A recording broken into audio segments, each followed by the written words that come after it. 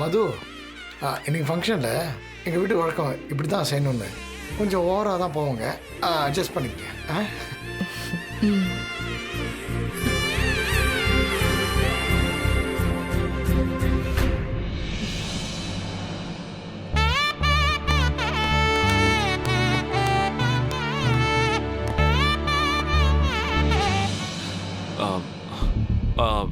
அபிஷேக் எங்கம்மா? ஆஃபீஸ் விஷயமா பேசணும். என்ன கௌதம் இது? வந்ததும் வராததுமா ஆபீஸ் வேலையா? ரொம்ப முக்கியமான விஷயம்மா.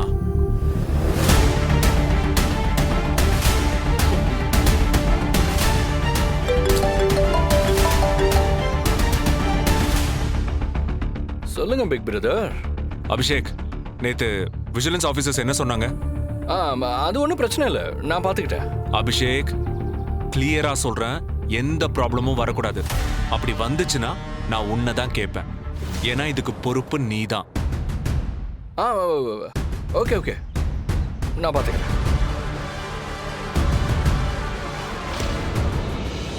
மத்ததெல்லாம் அப்புறம்தான்.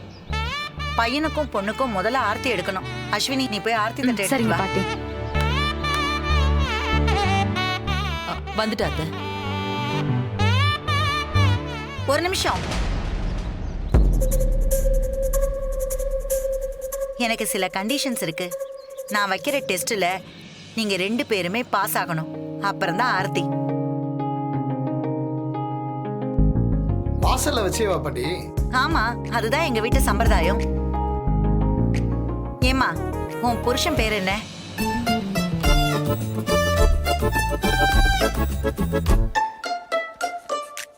இதென்ன கேள்வி பாட்டி? இதெல்லாம் ஒரு சம்பிரதாயமா? இல்ல ராகுல், இதெல்லாம் அந்த காலத்து சடங்கு. நீ சின்ன பையன், உனக்கு இதெல்லாம் புரியாது. சும்மா இருடா. இந்த சம்பிரதாயம் எதுக்குன்னா, பையனோட பேரை பொண்ணு சொல்லும்போது தயங்கி தயங்கி சொல்லணும். சில பொண்ணுங்க புருஷன் பேரை சொல்லவே மாட்டாங்க. அதே நேரம் பொண்ணு பேரை பையன் சொல்லும்போது தைரியமா சத்தமா சொல்லணும். அப்பதான் அவங்க நல்ல ஜோடின்னு எல்லாருக்கும் தெரியும். அதுக்கு தான் இந்த சடங்கே. சொல்லுமா, உன் புருஷன் பேர் என்ன? கௌதம்.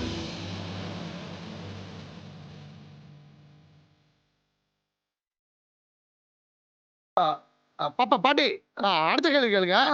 ஏ கௌதம், உன் பொண்டாட்டி பேர் என்ன?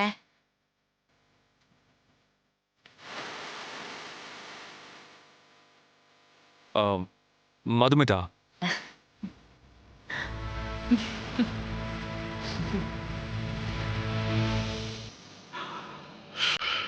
உள்டாவே இருக்கே.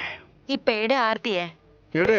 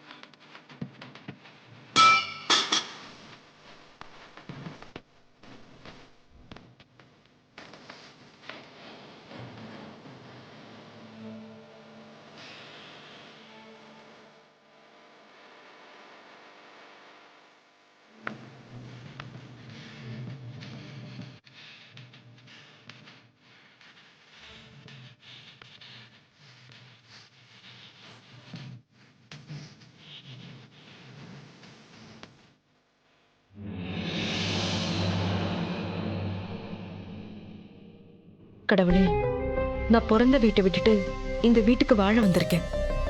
நீ தான் எனக்கு துணையா இருக்கணும். எனக்கும் அவருக்கும் எவ்வளவு தூரம் அண்டர்ஸ்டாண்டிங் இருக்குங்கிறது எனக்கு இப்ப வரைக்கும் புரியல. அது மட்டும் இல்லாம இந்த வீட்டுல இத்தனை பேர் இருக்காங்க. எல்லாரையும் எப்படி அனுசரிச்சு வாழ போறேன்னு எனக்கு இது வரைக்கும் சுத்தமா தெரியல.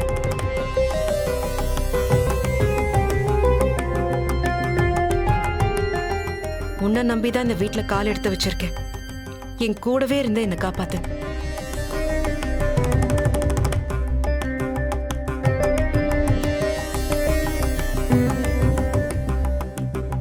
மதுமிதா, அந்த விளக்க ஏத்துமா. ஒரு நிமிஷம். என்னாச்சு பாட்டி? இதுலயும் ஒரு சம்பிரதாயம் இருக்கு. இதுலயுமா? இதுல என்ன சம்பிரதாயம்? அந்த தீப்பெட்டியில ஒரே ஒரு குச்சி எடுத்துக்கோ.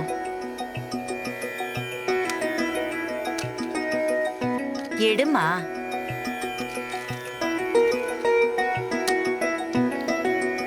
இப்ப அந்த ஒரு குச்சிய வச்சே அந்த 2 விளக்குல இருக்கிற 10 திரியும் ஏத்தணும். அதுதான் சம்பிரதாயம். கிழவி ஆரம்பிச்சிருச்சு.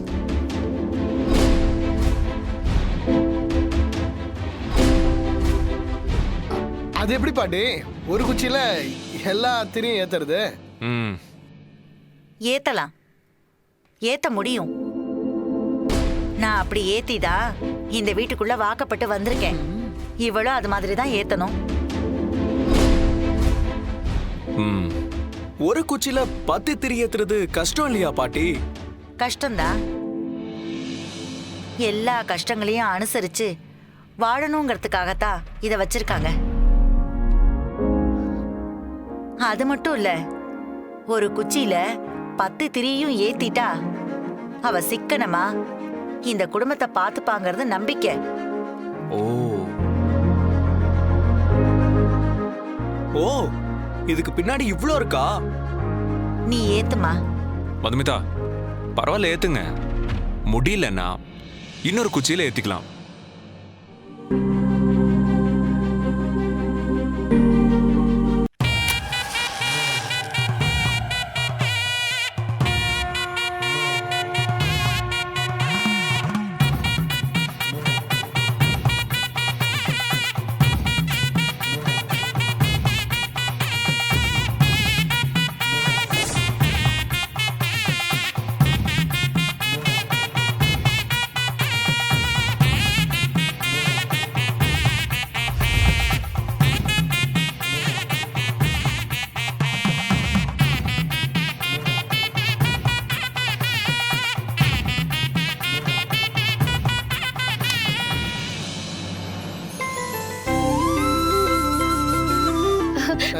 நீ இந்த மாதிரி ஏத்திருக்கியா? பரவாயில்லையே, ஒரு குச்சியிலேயே 10 திரியும் ஏத்திட்ட. உங்க வீட்டுல உன்னை நல்ல பொறுப்பா வளர்த்திருக்காங்க. பரவாயில்லையே மது, பாட்டியே பாராட்டிட்டாங்க. பெரிய விஷயம் தான். டேய் சும்மாறா, நீ வேற ஏண்டா? மதுமிதா, அப்படியே தீபாராதனை காட்டி சாமி கும்பிடுமா.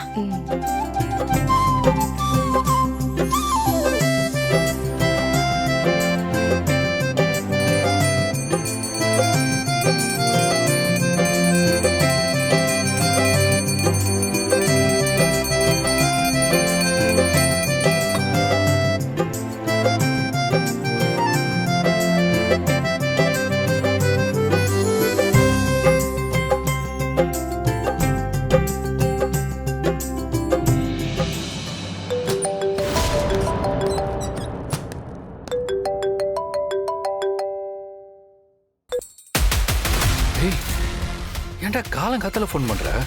எங்க வீட்டுல ஃபங்க்ஷன் இருக்குன்னு உனக்கு தெரியும்ல? அபிஷேக், இங்க என்ன நடந்துகிட்டு இருக்குன்னு தெரியுமா? என்னடா இப்ப என்ன பிரச்சனை? நேத்து போனாங்கல்ல விஜிலன்ஸ் ஆபீசர்ஸ், அவங்க திரும்ப வந்திருக்காங்கடா.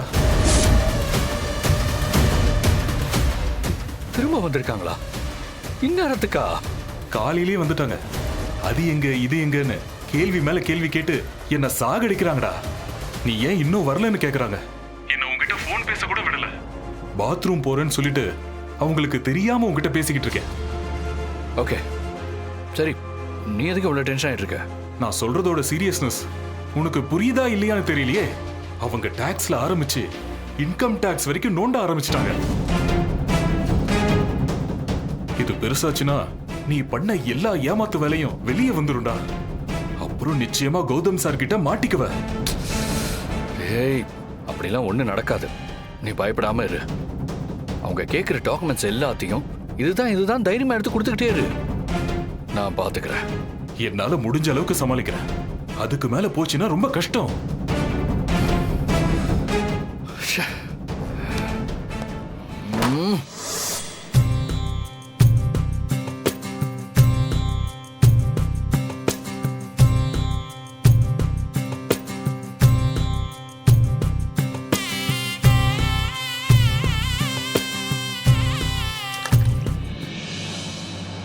என்ன பாட்டி இது சம்பிரதாயம்? இந்த குடத்துக்குள்ள இருக்கிற மோதிரத்தை யாரு முதல்ல எடுக்கிறாங்களோ அவங்க தான் இந்த குடும்பத்துக்கு தலைவனா இருப்பாங்க. இது ஒரு ஐதீகம். ஓ, இப்படி ஒரு ஐதீகமா? இதெல்லாம் அந்த காலத்துல எல்லார் வீட்லயும் பண்ணுவாங்க. இப்பெல்லாம் யாருமே இத பண்றதே இல்ல. ஆனா எனக்கு ஒரு சம்பிரதாயமும் விட்டு போக கூடாது. எல்லாமே நடந்தாகணும்.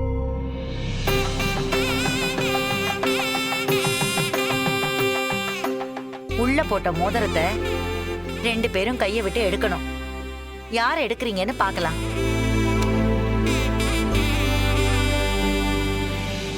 இதெல்லாம் என்ன விளையாட்டு பாட்டி?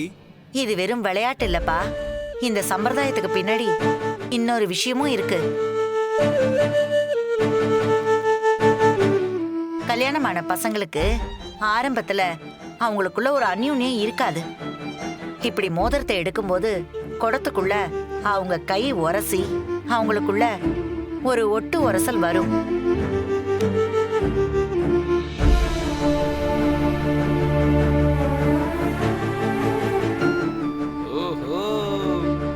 அது வரைக்கும் கூச்சப்பட்டு தனித்தனியா இருந்தவங்களுக்குள்ள ஒரு ஆசை வரும். அதுக்கு தான் இந்த சம்பிரதாயம். ஓ, இதுக்கு பின்னாடி இவ்வளவு இருக்கா? அந்த காலத்துல எதையுமே சும்மா வைக்கல, எல்லாத்தையும் யோசிச்சு தான் வச்சிருக்காங்க. ஆனா இந்த காலத்து பசங்க இதை எல்லாத்தையும் தெரிஞ்சுக்காம இதெல்லாம் வேஸ்ட்னு தூக்கி போட்டுட்டீங்க. இந்த மாதிரி சம்பிரதாயம்லாம் இந்த காலத்துல தேவையா பாட்டி? சும்மா இருங்கண்ணா. இவ்வளவு நேரம் நான் என்ன சொல்லிக்கிட்டு இருந்தேன்னு உன் காதுல விழலையா? உனக்கு என்ன பத்தி தெரியும்ல. ம். இந்த சம்பிரதாயம் நடந்தே ஆகணும்.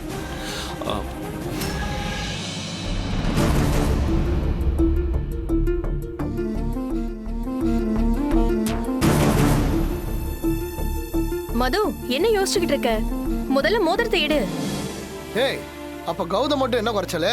என்ன? நண்பா, நீ எடு நண்பா.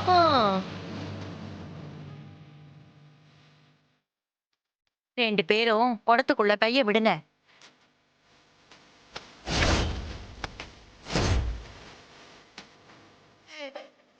விடுங்க.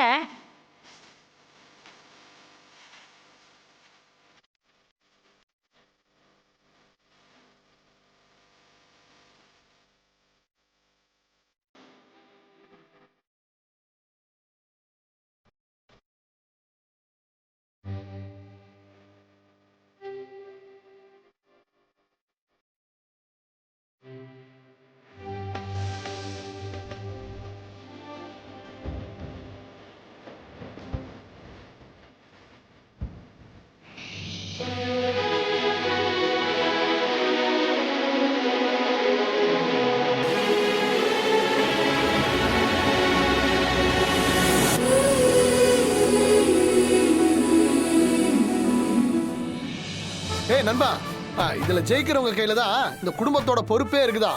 நீ தான் நண்பா ஜெயிக்கணும். நம்ம யாருன்றத இந்த உலகத்துக்கு காட்டணும். மது, இத பாரு, இந்த ஆம்பளைங்கள சும்மா வாய் சாப்பிடால மட்டும்தான். பொம்பளைங்க ஜெயிக்கிற குடும்பம் தான் நல்லா இருக்கும். இங்க பாரு, நீ எந்த காரணத்துக்காகவும் கௌதம்க்கு விட்டு கொடுத்துறாத. மோதிரத்தை நீ ஃபர்ஸ்ட் எடு. நம்ம யாருன்னு இவங்களுக்கு காட்டணும். பார்க்கலாம். பார்க்கலாமா? பாருங்க.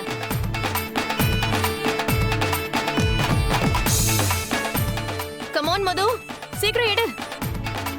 மது, ஃபர்ஸ்ட் மோதிரத்தை எடுத்துரு. கமான் மது. மது, சீக்கிரம்.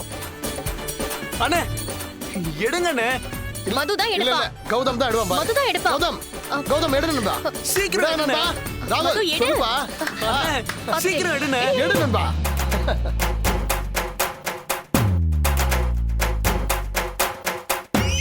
இந்த மாதிரி விஷயத்துல எல்லாம் என் பேரனை அடிச்சுக்கவே முடியாது. அப்படியே அவங்க தாத்தா மாதிரி. ஐயோ, என் கல்யாணத்தப்போ இவங்க தாத்தா தான் மோதிரத்தை கரெக்டா எடுத்தாரு. அதே மாதிரி இப்ப என் பேரனும் எடுப்பான் பாருங்க. பாட்டி, அதெல்லாம் அந்த காலம். இந்த காலத்து பொண்ணுங்க தான் கெத்து. நீங்க வேணா பாருங்க, எங்க அண்ணி தான் எடுப்பாங்க. மது, பாட்டி சொல்றது எதுவும் நீ காதுல வாங்கிக்காத. நீ தான் ஜெயிக்கணும். நீ ஜெயிச்சா நம்ம பொண்ணுங்க எல்லாருமே ஜெயிச்ச மாதிரி. நீ விட்டுறாத. எப்படியாவது நீ மோதிரத்தை எடு. நண்பா இது ஆம்பளைங்களோட பிரஸ்டீஜ் இஷ்யூ ஆயிடுச்சு. நீ மட்டும் இப்ப ஜெயிக்கலனா காலம் முழுக்க நீ மதுக்கிட்ட அடிமையா தான் இருக்கணும். விடாத மது. டேய் மோதிரம் எங்க இருக்குன்னு தெரியலடா. தெரியலையா நண்பா? உன் கை அவ்வளவு பெரிய கை நண்பா. ஆ அப்படிப்பட்ட கைக்கு மோதிரம் கிடைக்கல உனக்கு. நல்லா தேடி பாரு நண்பா. டேய் எவ்வளவு நேரம் தான் தேடுவீங்க? சீக்கிரம் யாராச்சும் எடுங்க. நண்பா இதுதான் சான்ஸ்னு மது கைய உள்ளே புடிச்சுக்கிட்டியா? டேய் என்னடா பேசுற? மோதிரத்தை தான் தேடிக்கிட்டு இருக்கேன். அட கடவுளே, இதுக்கு முன்னாடி இந்தியாவில் இப்படி நடந்ததே இல்லை. புருஷன் மோதிரத்தை எடுத்திருந்தான்னா புருஷனோட அதிகாரத்துல பொண்டாட்டி இருப்பான்னு சொல்லுவாங்க. பொண்டாட்டி எடுத்திருந்தான்னா பொண்டாட்டிக்கு அடங்கி புருஷன் இருப்பான்னு சொல்லுவாங்க. ஆனா இவங்க 2 பேருமே சேர்ந்து எடுத்திருக்காங்க. அதனால இவங்க 2 பேரும் ஒருத்தர் நல்லா புரிஞ்சுக்கிட்டு விட்டு கொடுத்து வாழ்வாங்க. என்னங்க பாட்டி? 100 வருஷம் சேர்ந்து சந்தோஷமா வாழுங்க.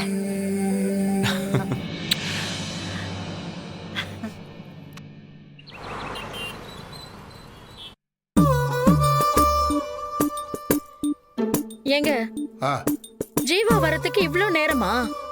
ஏமா ஏர்போர்ட்ல இருந்து வர வேணாமா? நீ எதுக்கு இப்ப டென்ஷன் ஆகுற? சரி, ஃளைட்டை விட்டு இறங்கின உடனே ஒரு ஃபோன் பண்ண மாட்டானா? இதெல்லாம் அவனுக்கு சொல்லியா தரணும்?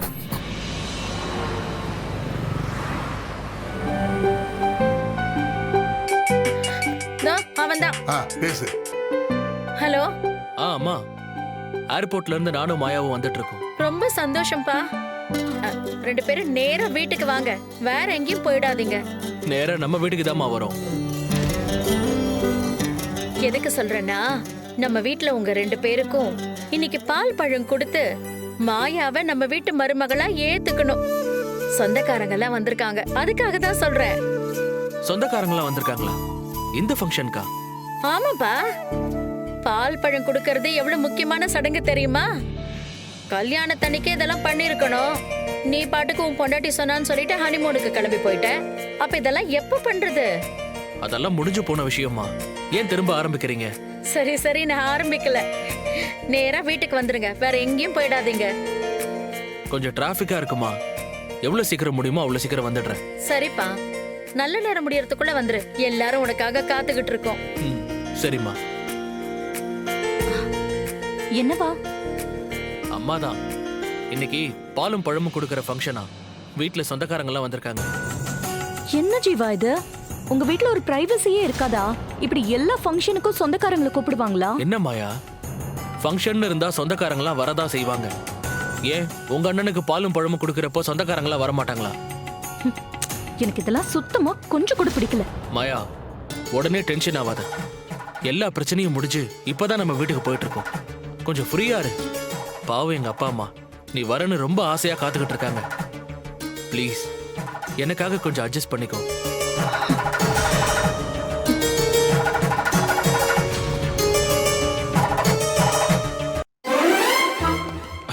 டேய் என்னடா என்ன தனியா கூட்டு வந்த? நண்பா நேத்து நைட்டு ஹோட்டல்ல தங்குனீங்களே, அத பத்தி ஒண்ணுமே சொல்ல மாட்டேங்கிற. என்ஜாய் பண்ணியா நண்பா? அதுவா? ஆமா ஆமா, எப்படி இருந்துச்சு? சூப்பர் நண்பா, சான்ஸே இல்ல. நிஜமாடா? நிஜமாதான்டா. உனக்கு எப்படி சொல்றதுன்னு தெரியல. என்னடா அது? ஒரு ஃபீல்டா நண்பா. உன்னை என்னமோ நினைச்சேன். கில்லி நண்பா, கில்லி. பின்ன இப்படி ஒரு நாள் அமையும்னு நான் நினைக்கவே இல்லடா. சந்தோஷ், எனக்கு என்னென்ன பிடிக்கும்னு நீ கரெக்டா தெரிஞ்சு வச்சிருக்கடா. இந்த கற்பக விருட்ச மரம்னு சொல்லுவாங்கல்ல, அது நாம நினைக்கிறத அப்படியே கொடுக்குமா? அதே மாதிரி தான்டா நீ எனக்கு. நான் நினைச்சேன், நீ கொடுத்துட்ட. என்ன நண்பா சொல்ற? ஆமா சந்தோஷ், நேத்து நீ வாங்கி வச்சிருந்திய ஒரு கேக்கு அதான்டா நைட் ரூம்ல இருந்துச்சே. பா என்ன டேஸ்ட்ங்கற, அப்படியே என்ஜாய் பண்ணி சாப்பிட்டேன்டா. டேய் மொத்தமா நானே சாப்பிட்டேன்னா பாத்துக்கோயே. டேய் அது ஒரு ஃபீல். அத உன்கிட்ட எப்படி எக்ஸ்பிரஸ் பண்றதுன்னு தெரியவே இல்லடா. அவ்வளவு சூப்பரா இருந்துச்சு. டேய் கேக்க பத்தியாடா எவ்வளவு நேரம் சொல்லிட்டு இருந்த? ஆமாடா, தனியா நானே எல்லாத்தையும் சாப்பிட்டேன். இனிமே நீ எப்ப கேக் வாங்குறதா இருந்தாலும் அந்த கேக் தான் வாங்கிட்டு வரணும்.